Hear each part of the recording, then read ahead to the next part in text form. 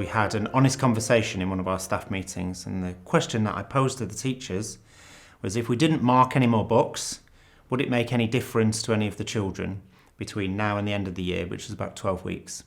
And largely teachers said no, which made me think we were doing something wrong previously, but we needed to test that. What we then found at the end of 12 weeks was that the fact that we were previously marking had little impact. But what we wanted to do was make sure that we were using something to have professional discussion with teachers and to enable teachers to be secure in not only their teaching but the judgments that they were making on writing. So one of the biggest things that we did, which all teachers have been very happy to sort of take part in, has been that what we've been able to do is look at how we would usually mark or formally work. What we decided to do was change that as a model. So now we don't have a formal mark scheme. And what we do is we use RM Compare formatively across the whole school about 6 times a year for different pieces of work that we give. Sometimes we might even combine 2 year groups together. And through that then we have a greater professional discussion. Our teachers in year 6 were making about 1,000 separate judgments on a criterion assessment of their children's work over the year. With RM Compare, we're just asking them to make 1 judgment 6 times a year. It's reduced their teacher workload hugely. Most of our teachers now currently, they leave school about 4:30, don't take any books home. There's no commitment for them to do that.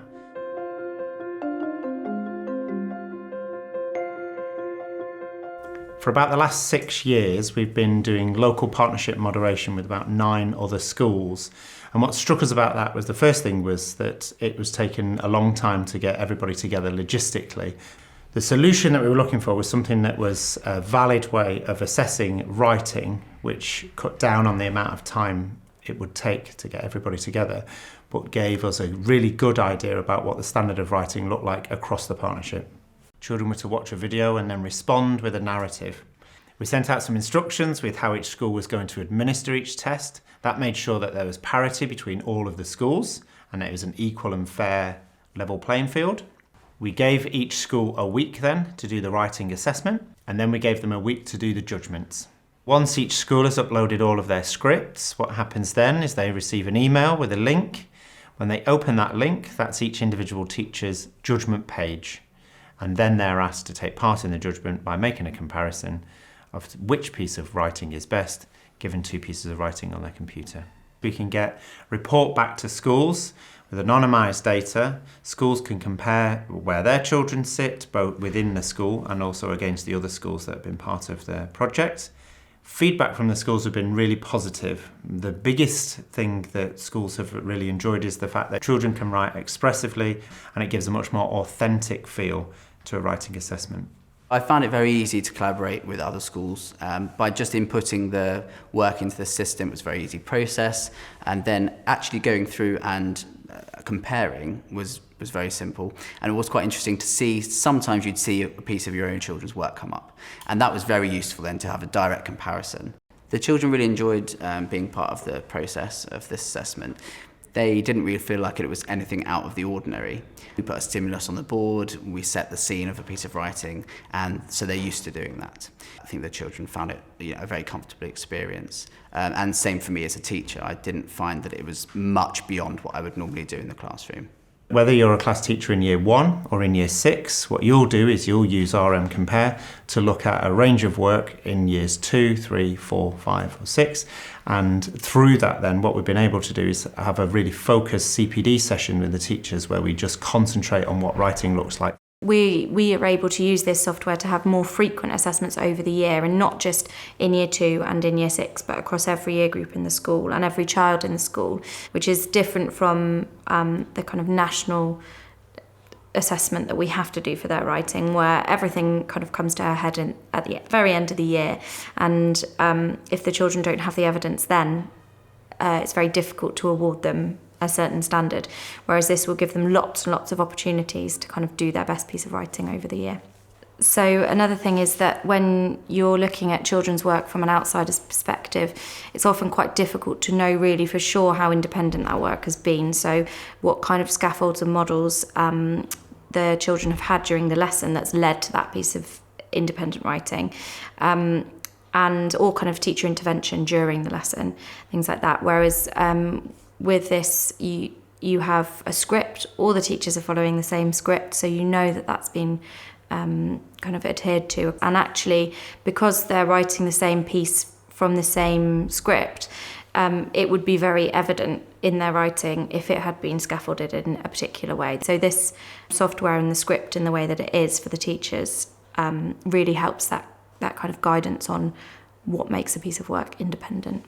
It's been really interesting to look at work from a diverse range of schools. So one school in the pilot we know has kind of a really small cohort of only 10 to 11 children within the year group.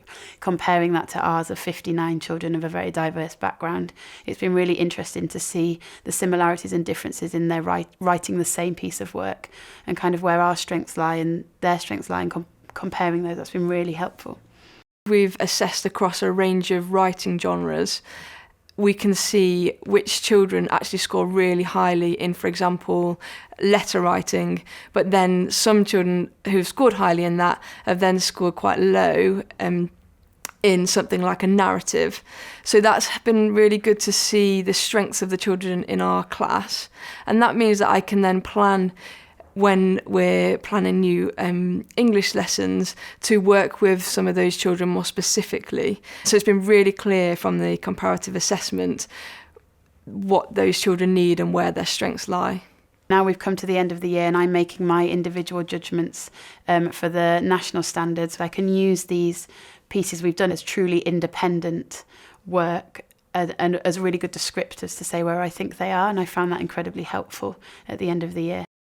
Another benefit of using this approach is that when the children move up to the next year group, the next teacher, we can offer that teacher a huge amount of evidence that we know has been independent and verified by a number of different people of what that child can do. So we can almost kind of show them exactly what skills that child has already been able to apply in a number of different genres and text types, including non-fiction and fiction, and that we know that those pieces of work have all been created in exactly the same way, in exactly the same environment. We've had all of our transition meetings recently, and I'm able to tell those year 7 teachers where their strengths lie. I'm able to say they're good at a variety of skills in English. Their weaker points in English is descriptive writing, direct speech. However, a clear strength is newspaper reports, non-chronological reports. It's been really helpful for them, I hope, as well. It's beneficial to see where our children are in relation to one another and in relation to other children locally, because it informs our future assessment. I think when next year, for example, when I'm looking at my new class, I can refer back and think, where was this child last year? Where is this child now? And it will help us to inform our future planning, it'll help us to inform future assessment, and it just gives us an ongoing understanding of where the expected standard in writing is.